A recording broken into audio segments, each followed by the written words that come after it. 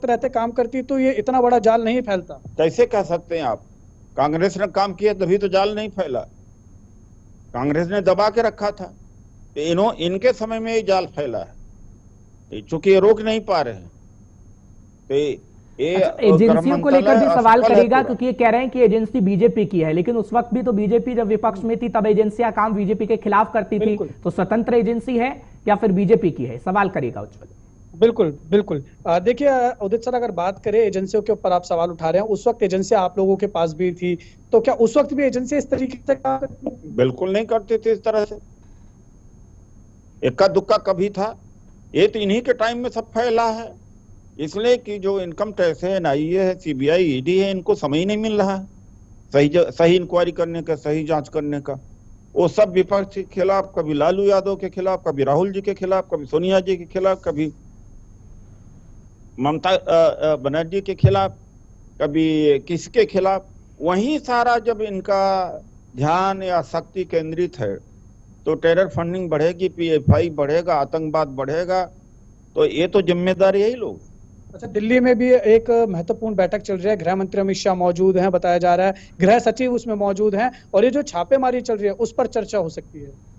अब संभावनाओं की बात आप कर रहे हो तो मैं क्या जवाब दे सकता हूँ? चर्चा करें, आगे से ये सबक लें कि दुरुपयोग एजेंसियों का करना करें बंद, और सही जगहों पर इस्तेमाल करें एजेंसियों का। ठीक है उज्जवल, कांग्रेस ये भी बात कह रही है, सवाल करेगा कि अभी चुनाव होने वाले हैं, उसकी वजह से ये खास तौर पर एजेंसियां काम कर रही हैं, इस पर क्या कहेंगे? बिल्कुल बिल्कुल बिल्कुल। उदित सर, एक आखिरी सवाल आपसे करना चाहेंगे। कांग्रेस ये आरोप लगा रही है कि अभी चुनाव होने वाले हैं, इसलिए जो ध्यान भटकाने का काम है वो किया जा रहा है, इस पर आपकी? ये अभी संभावना है, क्यों नहीं? ये तो करते कि हैं, पुलवामा उसी समय हुआ जब चुनाव होता है, तो ये तो बात है। और पुलवामा आज तक पता नहीं लगा कि इन्होंने पुलवामा कराया है कि आतंकवादियों ने किया है, पकड़े क्यों नहीं गए? अगर पुलवामा न होता, अगर सरकार ने जो सलाह दिया गया था कि उनको एयरलिफ्टिंग किया जाए, रोड के माध्यम से न ले जाया जाए, तो गृह मंत्रालय ने मना कर दिया था, तो पुलवामा तो इन्होंने ही कराया एक तरह से। जवाब दें, क्यों नहीं जवाब देते? क्यों नहीं इजाजत दिया था सीआरपीएफ के लोगों को हवाई जहाज से ले जाने के लिए, जबकि वहां से डिमांड आई थी?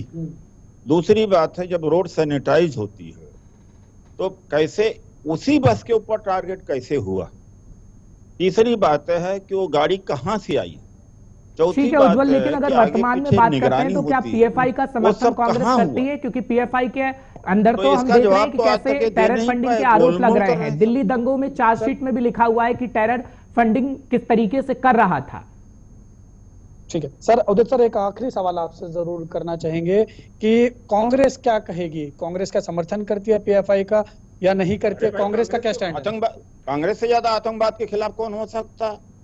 राजीव गांधी जी की हत्या हुई, इंदिरा जी की हत्या हुई, आतंकवाद से लड़ते लड़ते। आप जानते हैं एक बात को, ये कभी जिंदगी में नहीं सोच सकते बीजेपी आरएसएस के लोग। इंदिरा जी को बताया गया था सिखों को हटा दीजिए, उन्होंने कहा कि मेरी जान चली जाए, लेकिन भेदभाव हम नहीं करेंगे, सिख अगर सिक्योरिटी में है तो हैं। तो कांग्रेस से ज्यादा। चलिए ठीक है, जाते जाते 84 का भी पूछ लीजिएगा, फिर 84 क्यों हुआ? प्रधानमंत्री मैं दूसरे रिपोर्टर के पास जा रहा हूँ। ये कोई मामूली बात है? तो फिर 84 क्यों हुआ सर? 84 देखिए, 84 दुर्भाग्यपूर्ण हुआ, वो अलग बात है, इससे कैसे जोड़े आप? वो आतंकवादी गति तोड़ती नहीं। ये आतंकवाद के खिलाफ लड़ने के कुर्बानी का इतिहास किसका है?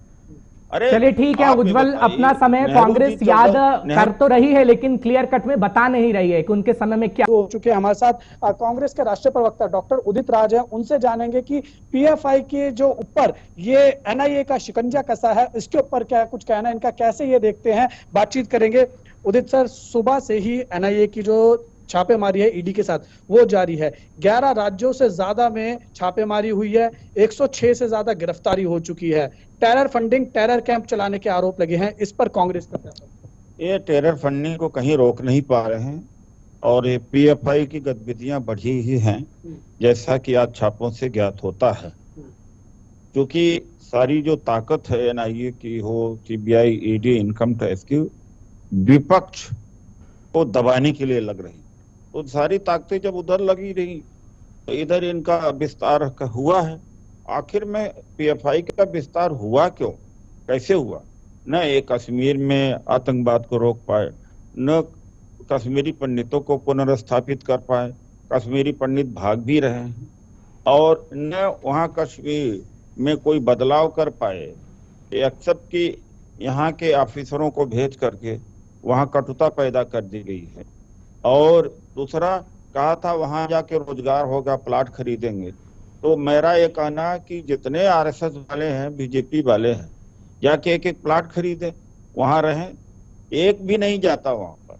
तो मैं ये कहूंगा कि जब तक यह विपक्ष का के ऊपर दुरुपयोग करना बंद नहीं करेंगे, तब तक एजेंसियों को मौका नहीं मिलेगा कि जहां पर उनको काम करना चाहिए टेरर फंडिंग को रोकने के लिए, पीएफआई को या और भी कोई आतंकवादी गतिविधि है, टैक्स इवेजन है, जीएसटी इवेजन है, काला धन है, वो एजेंसियों को मौका तो मिले वहां काम करने का, वहां मिल। ठीक है उज्जवल, मेरा भी एक सवाल है, अगर आप कर सके उदित राज साहब से, तो सवाल ये रहेगा कि सिमी का दूसरा रूप पीएफआई है, ये कांग्रेस की सरकार में ही बताया गया था, केरल कोर्ट के अंदर कांग्रेस की सरकार में ही बताया गया था, लेकिन कांग्रेस की सरकार में रहते क्यों नहीं उन पर कार्रवाई की गई? बिल्कुल, देखिए कांग्रेस की सरकार जब थी तब भी ये कहा जा रहा था कि आतंकी संगठन जो है उनको टेरर फंडिंग की जाती है, तो उस वक्त क्यों नहीं कांग्रेस की सरकार ने इसके ऊपर शिकंजा कर? देखिए, क्योंकि 2006 से इसकी स्थापना हो रही है। देखिए ऐसा इस इतने बड़े पैमाने पर तो नहीं हुआ था। नहीं सर, पैमाना थोड़ी देखेंगे, है तो सही, ये जब से स्टार्ट हुआ है, स्टार्ट तो 2006 में कोर्ट के अंदर बताया था, कांग्रेस ने कोर्ट के अंदर बताया था कि आतंकी होता, रूस में भी होता, हर जगह होता है। लेकिन अपवाद एक अलग बात होता है, और जनरल मतलब जनरल एक अलग। ये तो जनरल हो गया 11 राज्यों में, तो ये कर क्या रहे? अपवाद तो कहीं भी हो सकता है, लेकिन रूल हो गया है 11 राज्यों में, तो ये बड़ा फर्क है। कांग्रेस की सरकार, यूपीए की सरकार का ध्यान विपक्ष जो उस समय बीजेपी थी उनको दबाने में दुरुपयोग नहीं किया, इसलिए टेरर फंडिंग रुकी हुई थी। कौन सी चीज रुकी है? सबसे ज्यादा टैक्स इवेजन बढ़ा, सबसे ज्यादा काला धन बढ़ा, काला धन आया नहीं, आतंकवादी गतिविधियां बढ़ी हैं, सबसे ज्यादा पुलवामा में लोग मारे गए। कर क्या रहे थे ये लोग? क्या हुआ पुलवामा में? बताएं कि किसने मारा, कहां मारा?